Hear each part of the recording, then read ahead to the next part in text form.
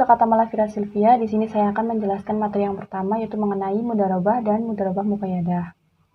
Yang pertama yaitu mengenai definisi mudharabah. Mudharabah menurut ulama fikih, mudharabah adalah perniagaan atau disebut juga dengan qirad yang artinya memotong. Karena pemilik modal memotong sebagian harta agar diperdagangkan untuk mendapatkan sebagian keuntungan.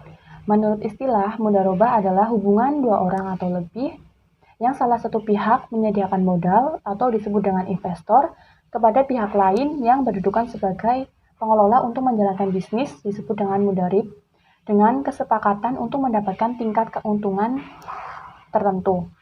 Nah, dari definisi tersebut dapat diimplikasikan bahwa persetujuan tidak hanya melibatkan dua orang, tetapi bisa lebih dari jumlah tersebut. Kemudian yang kedua itu setiap persetujuan itu terdapat dua pihak yang terlibat. Yang pertama itu ada pihak modal, pemilik modal atau disebut sebagai pihak utama. Kemudian yang kedua itu ada pengelola modal yang disebut sebagai entrepreneur. Kemudian yang ketiga itu pihak pengelola dapat membawa modalnya sendiri untuk menjalankan bisnisnya dengan ketentuan harus mendapatkan kesepakatan dari pemilik modal. Nah, dalam hal ini modal yang berada di pihak pengelola itu bukan merupakan pinjaman, melainkan berfungsi untuk menjalankan bisnis yang dijalankan dengan kesepakatan dari pemilik modal dan mendapatkan porsi keuntungan yang telah disepakati bersama. Kemudian ada mudharabah muqayyadah. Mudharabah muqayyadah adalah sohibul mal memberikan batasan kepada mudharib untuk menjalankan pengelolaan dana seperti jenis usaha, tempat, masuk, maupun konsumen. Mudharabah muqayyadah merupakan akad sohibul mal yang kurang percaya terhadap kemampuan mudharib. Akad ini sepenuhnya dikendalikan oleh pemilik modal. Apabila pemilik modal merasa bahwa pengelola modal telah membahayakan dana investasinya, maka pemilik modal dapat menarik semua dana investasinya. Dengan hal ini, maka pemilik modal akan tenang dengan dana investasinya. Kemudian dari pihak pengelola modal lebih berhati-hati terhadap bisnis yang dijalankan atas amanah kepadanya. Kemudian ada dasar-dasar dari mudharabah. Yang pertama terdapat dalam Quran Surat Al-Baqarah ayat 198, kemudian Quran Surat Al-Muzammil ayat 20, kemudian Quran Surat Al-Jumu'ah ayat 10 yang berbunyi, Fa'idha qudiyati sholati fa'udhuru fil ardi wabtagu min fadlillahi wadkurullaha katsiran la'alakum tuflihun, yang artinya apabila telah kami turunkan suruh sanad, maka bertebaranlah di muka bumi dan carilah karunia Allah dan ingatlah Allah banyak-banyak supaya kalian beruntung. Kemudian dari hadis yang diriwayatkan Ibnu Majah dari Suhaib. Kemudian ada syarat-syarat mudharabah. Yang pertama, syarat berhubungan dengan akid. Akid itu adalah kedua belah pihak. Akid, baik yang pemilik modal maupun pengelola modal, itu harus mempunyai kemampuan menyerahkan kuasa atau menjalankan wakalah, yang artinya pelimpahan harta. Kemudian yang kedua, akid tidak semestinya muslim, maka bisa muslim dengan yang lain. Kemudian akidain disyaratkan cakap terhadap menjalankan tasarruf. Tasarruf itu adalah perkataan atau perbuatan yang nantinya berakibat hukum. Oleh karena itu, maka akid tidak boleh masih di bawah umur, orang gila, atau orang yang dipaksa. Kemudian ada syarat yang berhubungan dengan modal. Yang pertama, modal harus berupa uang, tidak boleh berupa barang. Karena jika berupa barang, maka hukumnya tidak sah, karena akan menimbulkan penipuan. Namun, apabila barang tersebut dijual, kemudian modal digunakan untuk akad mudharabah, maka hukumnya sah dan diperbolehkan menurut ulama Hanafiyah, Malik, Ahmad, dan Syafi'iyah. Kemudian, mudharabah itu harus jelas dan ukurannya diketahui. Apabila tidak diketahui ukurannya, maka akad tersebut tidak sah. Kemudian modal tersebut tidak boleh berupa utang. Modal harus diserahkan kepada pengelola agar dapat dipakai untuk kegiatan usaha. Kemudian syarat yang berhubungan dengan keuntungan. Yang pertama, keuntungan mestinya diketahui kadarnya. Apabila keuntungan tidak jelas, maka akad mudharabah ini menjadi fasid, yaitu tidak sah. Bila mana seseorang menyerahkan modal kepada pengelola sebesar 50 juta, kemudian mereka bersekutu dalam keuntungan, maka akad semacam ini adalah sah dan keuntungan itu dibagi rata sesuai dengan kesepakatan. Kemudian yang kedua adalah keuntungan mestinya dimiliki bersama dengan persentase sebesar 30%, 70%, 50%, dan 60%. Namun apabila keuntungan tersebut dibagi dengan kekuatan yang pasti, seperti pemilik mendapatkan 50 juta dan sisanya untuk pengelola, maka syarat tersebut tidak sah dalam mudharabah. Kemudian ada rukun-rukun dalam mudharabah. Yang pertama, menurut semua ulama kecuali Hanafiyah berasumsi bahwa rukun tersebut ada 3. Yang pertama, agidain, yaitu kedua belah pihak, yaitu dari pemilik modal dan pengelola modal. Kemudian ada makut alai, yang terdiri dari modal, tenaga kerja, dan keuntungan. Kemudian yang ketiga ada sigot, yaitu ijab dan kabul. Kemudian menurut ulama Hanafiyah, rukun terbagi menjadi 2, yaitu ijab dan kabul. Misalnya, seorang pemilik modal berkata, saya menginvestasikan kepadamu dengan akad mudharabah dengan peraturan ketentuan mendapatkan keuntungan dengan nisbah setengah, seperempat, atau sepertiga. Kemudian pihak pengelola menjawab saya terima atau saya ambil, maka ijab dan kabul terpenuhi. Dengan demikian akad mudharabah tersebut sah. Kemudian menurut pendapat ulama Syafi'iyah, rukun terbagi menjadi 5. Yang pertama ada modal, kemudian sigot, ijab dan kabul, kemudian ada akidain, yaitu kedua belah pihak dari pemilik modal dan pengelola modal, kemudian ada tenaga kerja, kemudian yang terakhir ada keuntungan. Kemudian ada pengalokasian keuntungan dan kerugian. Pengalokasian keuntungan antara pemilik modal dengan pengelola itu dibuat berdasarkan kesepakatan bersama. Kemudian menurut peraturan umum syariah bahwa pengalokasian kerugian itu ditanggung sepenuhnya oleh pemilik modal dan tidak dapat ditangguhkan kepada pengelola. Karena dalam hal ini pengelola hanya sebagai agen dari pemilik modal selama kerugian tersebut bukan dari keteledorannya.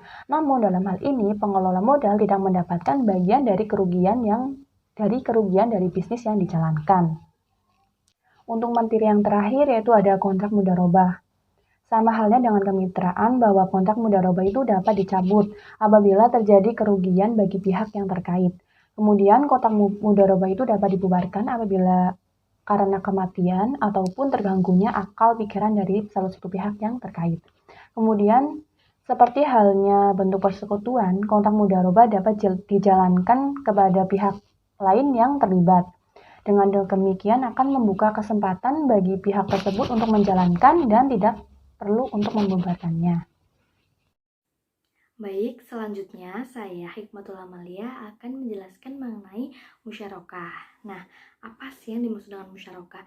Musyarakah itu berasal dari kata syirkah yang berarti percampuran. Nah, menurut fikih, musyarakah itu diartikan sebagai orang-orang yang berserikat dalam hal modal dan juga keuntungan. Kemudian terdapat rukun-rukun dalam musyarakah. Yang pertama ada pelaku, di mana pelaku ini harus sudah balik dan juga cakap hukum. Kemudian yang kedua itu terdapat objek akad musyarakah, di mana objek ini berupa suatu usaha atau kerjasama sebagai wujud dari bentuk kerjasama. Kemudian ada ijab kabul dilakukan tanpa adanya paksaan dan harus ada saksi. Kemudian yang terakhir ada nisbah atau keuntungan, di mana keuntungan ini dibagi sesuai dengan kesepakatan saat akad, dan pada keuntungan ini itu harus dilaksanakan dengan bentuk persentase. Tidak boleh dengan nominal karena akan menimbulkan riba. Kemudian selanjutnya terdapat ketentuan akad musyarakah. Yang pertama ada pernyataan ijab kabul. Nah, dalam pernyataan ijab kabul ini, dalam melakukan penawaran dan penerimaan itu harus menunjukkan tujuan yang jelas pada saat akad. Kemudian dari adanya akad ini itu harus dituangkan dalam bentuk tertulis dan juga dengan cara yang modern. Kemudian yang kedua, pihak yang berkontrak itu harus cakap hukum, di mana pihak ini seorang mitra tidak boleh menginvestasikan atau mencarikan dana untuk kepentingan pribadi, dan juga mitra itu boleh mengalokasikan atau mengatur, maksud saya untuk mengatur aset musyarakah. Kemudian yang kedua ada objek akad, di mana yang pertama terdapat modal, dan ketika memberikan modal ini bisa berupa uang tunai, emas ataupun perak. Ini jumlahnya itu harus sama. Kemudian ketika modalnya itu berupa aset atau properti, itu harus ditunaikan terlebih dahulu dengan harga yang sama. Kemudian pihak tidak boleh meminjamkan modal ini kepada pihak lain kecuali atas dasar kesepakatan. Kemudian yang kedua, dalam objek akad itu terdapat kerja, di mana seorang mitra yang melakukan kerja itu boleh melebihi batas atau boleh melaksanakan kerja lebih banyak. Kemudian keuntungannya itu juga dapat diperoleh lebih banyak, dan mitra dalam melaksanakan kerjanya itu harus diatur dan juga harus dijelaskan dalam kontrak awal. Kemudian pada objek akad yang ketiga itu terdapat keuntungan, di mana dalam pembagian keuntungan ini itu pembagiannya harus jelas, kemudian dibagi secara proporsional, dan sistem pembagian keuntungan ini harus tertuang jelas pada saat akad. Kemudian yang terakhir, objek akad yang terakhir itu terdapat kerugian, di mana kerugiannya pun harus dibagi secara adil dan proporsional menurut dengan saham modal pada masing-masing pihak. Kemudian untuk ketentuan akad yang terakhir, akad musyarakah yang terakhir, yaitu terdapat biaya operasional dan juga persengketaan, di mana biaya operasional ini itu dibebankan kepada modal bersama, dan ketika terjadi perselisihan atau sengketa antar pihak, maka penyelesaiannya itu dengan dilakukan oleh Badan Arbitrasi Syariah. Kemudian untuk berhentinya akad musyarakah ini terdapat beberapa hal, di mana yang pertama, ketika mitra itu berhenti atau keluar dari akad musyarakah. Yang kedua itu ketika mitra meninggal dunia atau hilang akal. Namun ketika meninggal dunia atau hilang akal ini dapat digantikan oleh ahli waris. Kemudian jika terjadi ta'aluk atau terdapat dua akad yang berkaitan. Kemudian ketika modal itu hilang atau habis. Dan yang terakhir itu ketika terjadi horor. Kemudian terdapat jenis-jenis syirkah. Yang pertama adalah syirkah al-ainan, di mana tidak harus sama jumlahnya, keuntungan sesuai jumlah modal masing-masing. Kemudian yang kedua syirkah al-muwadah, di mana modal dan juga keuntungan ini harus sama rata dan dibagi secara rata. Dan yang ketiga ada syirkah al-abdan, di mana perserikatan dalam bentuk kerja yang dibagi sama. Kemudian ada syirkah al-wujuh, perserikatan tanpa modal, dan yang terakhir syirkah al-mudharabah, di mana terdapat kerjasama pemilik modal, salah satunya itu sebagai bentuk usaha perdagangan, dan keuntungan dari perdagangan ini harus dibagi sesuai dengan kesepakatan. Ya, yang selanjutnya tentang piutang murabahah.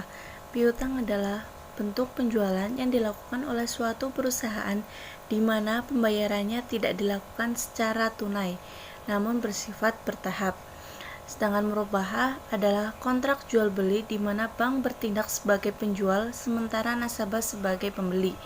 Piutang murabahah adalah tagihan yang timbul dari transaksi perjanjian jual beli antar bank dan nasabah bank, di mana bank syariah membeli barang yang diperlukan oleh nasabah dan kemudian menjualnya kepada nasabah yang bersangkutan sebesar harga perolehan ditambah dengan harga margin laba atau keuntungan yang disepakati antara bank syariah dan nasabah. Tujuan dari pengawasan piutang adalah yang pertama, terhadap dapat ditagih tepat waktunya dan sesuai dengan syarat yang telah ditetapkan. Yang kedua, semua pembayaran dari piutang betul-betul diterima perusahaan dalam jumlah dan waktu sesuai dengan pembayaran yang dilakukan oleh debitur. Yang ketiga, agar penghapusan piutang dan kerugian dapat ditegakkan sekecil mungkin. Setelah menyerahkan data-data yang di atas, kemudian pimpinan direksi menilai apakah layak diberikan atau tidak. Setelah disetujui pimpinan, direksi menyerahkan semua data yang telah diserahkan oleh account official beserta keputusan komite pembiayaan. Kemudian account official melakukan persiapan untuk ditandatangani oleh nasabah sebagai bukti bahwa pembiayaan nasabah telah disetujui. Surat-surat tersebut adalah sebagai berikut. Yang pertama, surat penegasan persetujuan pembiayaan. Yang kedua, surat sanggup. Yang ketiga, surat kuasa debit rekening. Yang keempat, surat persetujuan istri atau suami. Yang kelima, tanda terima uang. Yang keenam, akad pembiayaan. Yang ketujuh, bukti pengikatan jaminan. Yang kedelapan, penutupan asuransi. Yang kesembilan, bukti kelengkapan dokumen pembiayaan lainnya. Yang pencairan. Sebelum dilakukan pencairan, account officer menyiapkan yang pertama, daftar pengecekan realitas pembiayaan. Yang kedua, customer facility. Yang ketiga, memo pencairan. Setelah membuat data di atas, account officer menyerahkan data tersebut ke pimpinan direktur untuk ditandatangani. Setelah ditandatangani, pimpinan direktur menyerahkan kepada data tersebut ke account officer. Kemudian account officer menyerahkan data-data kepada administrasi pembayaran untuk dicairkan. Langkah-langkah yang dilakukan dalam prosedur piutang murabahah. Yang A. Permohonan. Nasabah mengisi surat permohonan yaitu sebagai berikut. Bukti identitas calon nasabah, misal KTP, SIM, atau paspor. Yang kedua, kartu keluarga. Yang ketiga, surat nikah. Yang keempat, surat keterangan bekerja. Yang kelima, surat keterangan kerja pengangkatan terakhir. Yang keenam, slip gaji terakhir. Yang ketujuh, dokumen penghasilan tambahan jika. Yang kedelapan, surat perhitungan pajak tahunan. Yang kesembilan, surat persetujuan suami atau istri. Yang B. Investigasi. Yang pertama, melakukan pemeriksaan informasi intern berupa pemeriksaan pada apakah nasabah terdaftar dalam blacklist bank, apakah nasabah termasuk nasabah yang pernah bermasalah dalam pembiayaan, apakah nasabah termasuk ke dalam rangkuman hasil pengecekan informasi intern.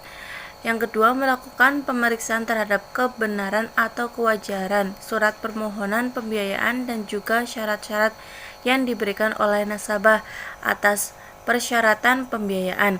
Yang ketiga, wawancara kepada nasabah dan kemudian mencatatnya ke dalam berita hasil acara. Yang keempat, melakukan pemeriksaan setempat terhadap jaminan nasabah dan mencatatnya di dalam laporan pemeriksaan setempat. Yang kelima, melakukan pengecekan informasi antar bank berupa pengecekan dengan BL checking, pengecekan pada bank lain. Yang keenam, trade checking, market checking. Yang C, analisis terhadap yang pertama aspek hukum, yang kedua aspek manajemen dan karakter, yang ketiga aspek penggunaan pembiayaan, yang keempat aspek jaminan, yang kelima aspek keuangan. Yang D, persetujuan pembiayaan. Account official mengajukan pembiayaan kepada pimpinan direktur dengan menyerahkan yang pertama surat permohonan pembiayaan beserta persyaratan, yang kedua rangkuman hasil pengecekan informasi intern, yang ketiga berita hasil acara, yang keempat laporan pemeriksaan setempat, yang kelima BL checking, yang keenam surat trade checking dan hasil informasi bank, yang ketujuh Nota analisa pembiayaan. Ya, kali ini saya akan menjelaskan mengenai piutang salam dan piutang istisna. Perkenalkan dulu, nama saya Ahmad Syafik Bayusdiaji, NIM 19 17 20 11 30. Baik, kali ini saya akan menjelaskan mengenai piutang salam. Sebelum untuk memahami piutang salam tersebut, kita ketahui dulu pengertian dari salam tersebut. Secara istilah, salam itu jual beli sesuatu dengan ciri-ciri tertentu yang akan diserahkan pada waktu tertentu. Contohnya itu saya membeli mobil yang akan diterimanya pada waktu tertentu, lalu saya membayar harganya dan menunggu waktu yang telah disepakati untuk menerima komoditi tersebut. Jika waktunya telah tiba, penjual akan menyerahkan komoditi tersebut kepada saya. Terus untuk mengenai pengertian piutang salam adalah tagihan yang timbul dari transaksi perjanjian jual beli barang dengan cara pemesanan dengan syarat-syarat tertentu dan pembayaran itu terlebih dahulu lebih awal untuk pembayaran. Dari teknis perbankan, salam adalah akad jual beli barang atau komoditi di mana harganya dibayar dengan secara pada saat akad disepakati, sedang barangnya akan diserahkan kemudian dalam jangka waktu yang telah disepakati. Salam paralel adalah suatu transaksi di mana bank melakukan akad salam dalam waktu yang sama. Dalam akad salam yang pertama, bank selaku muslim melakukan pembelian suatu barang kepada pihak penyedia barang, yaitu muslim ilaihi, dengan pembayaran di muka, dan pada akad salam kedua, bank selaku muslim ilaihi menjual lagi kepada pihak lain, yaitu muslim, dengan jangka waktu tertentu penyerahan yang disepakati bersama. Pelaksanaan kewajiban bank selaku muslim ilaihi atau penjual dalam akad salam tidak tergantung pada akad salam yang pertama. Jadi sebagai kayak distributor lah, dari pandangan saya sendiri. Mohon maaf jika salah ya Bu. Terus untuk aspek syariah itu dari Al-Quran dan hadis. Yang kalau dari Al-Quran itu dari Quran surat Al-Baqarah ayat 275. Artinya itu Allah telah menghalalkan jual beli dan mengharamkan riba. Terus untuk yang hadis itu hadis riwayat Al-Baihaqi, Ibnu Majah, dan Sahih menurut Ibnu Hibban. Sesungguhnya jual beli itu dilakukan secara suka sama suka gitu. Terus yang kedua ada musyawarah dan kesepakatan. Itu kesepakatan kedua pihak antar bank dan nasabah sangat diperlukan dalam menentukan keputusan dan akan memperlancar urusan masing-masing mempunyai hak dan kewajiban yang sama, serta bersama menjaga amanah dana masyarakat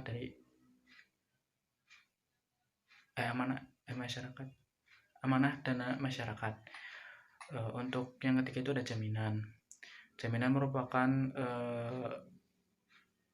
sebuah barang yang untuk memperkecil risiko yang merugikan bank gitu. Terus untuk yang keempat itu ada dokumentasi.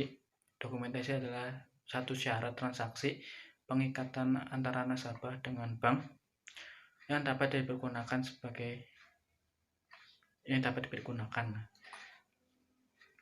Terus yang kelima itu ada saksi. Bersaksi merupakan alat bukti bagi hakim untuk memutuskan perkara. Saksi harus orang yang adil, bijaksana, tidak cacat mata, bisa bicara bukan bisu, dan tidak cacat hukum, harus tahu hukum. Terus yang terakhir itu ada yang keenam, ada wan prestasi. Wan prestasi diberlakukan bila nasabah melakukan cedera janji, yaitu tidak menepati kewajibannya terhadap bank dalam suatu perjanjian. Terus untuk rukun dan syarat jual beli salam, pelaksanaan jual beli salam atau inden menurut rukun sebagai berikut, yaitu pembeli musalam adalah pihak yang membutuhkan dan memesan barang. Terus penjual itu muslim ilaih adalah pihak yang memasuk barang pesanan. Terus yang ketiga itu ada akad atau syihah, harus digunakan dengan jelas, sejalan, dan tidak terpisah oleh hal-hal yang dapat memalingkan keduanya dari maksud akad. Terus yang keempat itu adalah barang yang dipesan, yaitu muslim ilaihi. Dalam barang ini harus memenuhi kriteria, yaitu yang dinyatakan jelas jenis-jenisnya, jelas-jelas sifatnya, jelas ukurannya, jelas batas waktunya, tempat penyerahannya di mana gitu, dinyatakan secara jelas. Sementara syarat jual beli salam yaitu pembayarannya dilakukan kontan, baik dengan emas, perak, logam, atau ya yang sekarang ya nilai mata uang itu ya uang kertas. Terus komoditasnya harus dengan spesifikasi yang jelas, misalnya dengan menyebut jenisnya dan ukurannya agar tidak terjadi konflik antara muslim dengan saudaranya yang menyebabkan dendam dan permusuhan di antara keduanya. Jadi itu harus ada spesifikasi yang jelas biar tidak menimbulkan negative thinking gitu. Terus yang ketiga itu ada penyerahan komoditi yang harus ditentukan, misalkan setengah bulan yang akan datang atau lebih, ya harus sesuai tepat waktu ya. Jika ada barangnya datangnya tanggal 2 ya harus tanggal 2 gitu. Terus penyerahan uang dilakukan di dalam satu majelis ya gitu. Ya mungkin bisa melewati bank atau bertemu tatap muka juga bisa, seperti itu. Ya, saya lanjut mengenai penjelasan piutang istisna. Ya, sebelum mengerti piutang istisna itu apa, saya akan menjelaskan terlebih dahulu pengertian istisna itu apa. Istisna adalah bentuk transaksi yang menyerupai jual beli salam, sama kayak salam. Jika salam itu ditinjau dari sisi bahwa objek barangnya, jika istisna itu dari barang yang akan dibuat sifatnya mengikuti dalam tanggungan pembuatan penjual gitu. Jadi itu yang dibeli itu kayak jasa membuat kerajinan lah, kayak guci sesuai pembeli. Misalkan pembelinya itu pengen gucinya warna oranye, ya kita berarti kita hanya membayar bahan-bahannya serta membayar jasanya dengan bentuk sesuai apa yang kita mau gitu. Terus penyelesaian untuk piutang istisna itu pengertiannya adalah tagihan yang timbul dari perjanjian jual beli barang dalam bentuk pemesanan pembuatan barang dengan kriteria dan persyaratan tertentu yang disepakati antara pemesan dan penjual. Sedangkan untuk menyelesaikan awal piutang istisna itu dengan cara potongan secara langsung dikurangkan dari piutang istisna pada saat pembayaran, atau penggantian reimburse kepada pembeli sebesar jumlah keuntungan yang dihapuskan tersebut setelah menerima pembayaran piutang istisna secara keseluruhan begitu.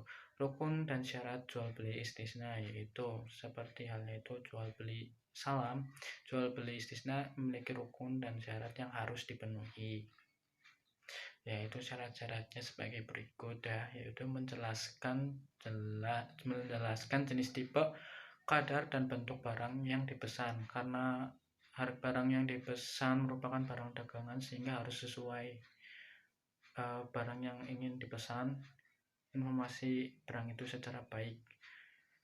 Terus barang yang dipesan harus barang yang bisa dipesan pembuatnya oleh masyarakat gitu. Jadi kita tuh memesan barang itu tidak boleh ngarang ya, nggak boleh, harus bisa dibuat oleh pembuatnya begitu, nggak boleh ngarang untuk meminta membuat barang yang aneh-aneh. Terus perbedaan salam dan istisna itu ada dua, itu cara pembayarannya. Dalam salam itu harus dilakukan pada akad berlangsung, sedangkan istisna dapat dilakukan pada saat akad berlangsung, bisa diangsur atau bisa di kemudian hari. Terus perbedaan selanjutnya adalah salam mengikat pada pihak yang mengadakan akad semula, sedangkan istisna menjadi pengikat untuk melindungi produsen sehingga tidak ditinggalkan begitu saja oleh konsumen yang tidak bertanggung jawab. Sekian, terima kasih dari saya. Mohon maaf jika banyak salah kata, Bu. Saya masih belajar dalam bentuk mengenai piutang salam dan piutang istisna. Ya, mungkin piutang salam dan piutang istisna ini memang sangat panjang. Materi ini memang sangat banyak, sehingga saya minta maaf untuk kurang dalam memahami materi tersebut. Sekian dari saya, mohon maaf jika banyak salah kata. Wassalamualaikum warahmatullahi wabarakatuh.